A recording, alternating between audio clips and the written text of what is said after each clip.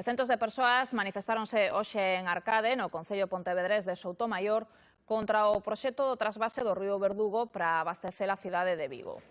A marcha estaba encabezada polo alcalde da vila e tamén polo rexedor de Pontecaldelas, así como polos representantes da Confraría de Mariscadores de Arcade. Exixen información sobre as consecuencias que pode ter o trasvase sobre os bancos marisqueiros, dos que viven directamente 200 familias de Soutomaior, pero que atrae, aseguran, a un milleiro doutras zonas da ría. Nos pensamos que o trasvase que nos vai facer bastante daño aos bancos marisqueiros.